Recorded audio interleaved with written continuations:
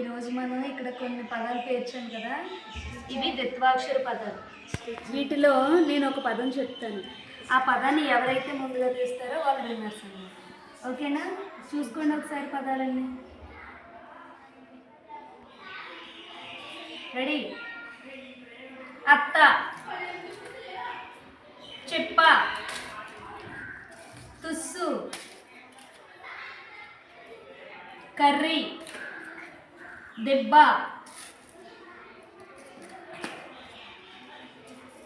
సిగ్గు,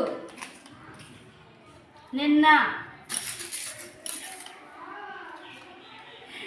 బుగ్గ, కప్ప, పిట్ట, నక్క, కొత్త, నుయ్య, బుర్ర. Very good. లెక్క పెట్టకండి, లెక్క పెట్టండి ఎవరికి ఎన్ని వచ్చాయి.